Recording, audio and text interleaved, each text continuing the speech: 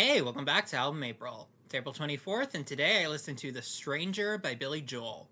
Personally, I never really liked Billy Joel. I hadn't heard that many songs from him, but the only one that I ever really liked was Piano Man. Otherwise, I just found him to be annoying. We Didn't Start the Fire is annoying, Uptown Girl is annoying, I just never felt compelled to look any deeper into his discography. Usually in Album April, there's like one or two albums that were put in because of my parents' recommendation, and they recommended that I listen to this album by Billy Joel, knowing how I feel about his music in general. And I gotta say, after listening to The Stranger, my opinion on Billy Joel has not really changed. I didn't like this album very much.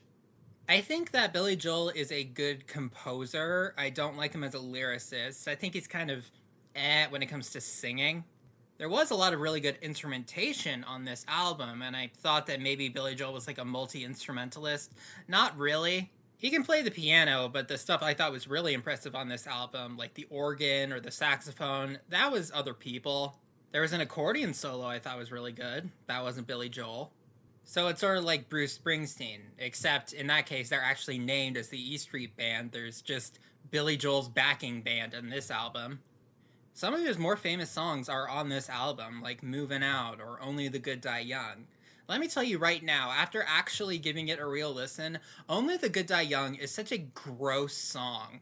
The basic premise of the song is the narrator trying to convince a woman who is abstinent until marriage for religious reasons that she should have sex with him, because otherwise she's not going to really experience life. That made me think of a Family Guy joke or is like a variation of that would be, it's like, yeah, what have your parents or your church ever done for you?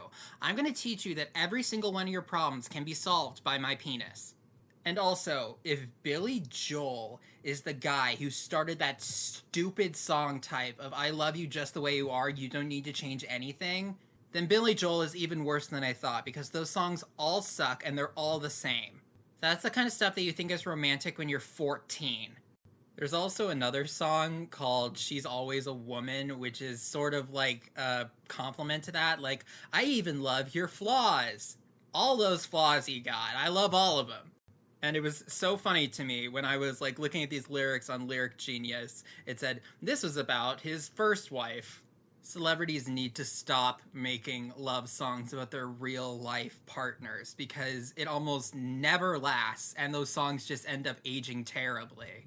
The album began with Movin' Out, parentheses, Anthony's song, even though, like, 1/4 of that song is actually about Anthony. I guess the song is one of those critiques on capitalism about how empty the pursuit of going up the corporate ladder is, or something like that. The titular track, The Stranger, I actually thought was decent. It was about how we all have parts of ourselves we hide from others, and it can be eye-opening or even kind of scary to see those hidden facets of people when you get involved with them romantically. My favorite song from this album, it was a pretty easy choice, that was the only song I thought really went above and beyond, was Scenes from an Italian Restaurant. That was a song where he was kind of trying to do the same thing he did with Piano Man, sort of like make a song about a setting and the things that it sees and hears over the years. That was like a multi-tiered epic, I guess, by Billy Joel standards. It had a bunch of different parts, it had a bunch of very good musical moments to it. That song was good, it's just, it was outweighed by the other bad songs on this album. So I guess Billy Joel is just gonna have to go into the same category as like Bruce Springsteen and Bob Dylan.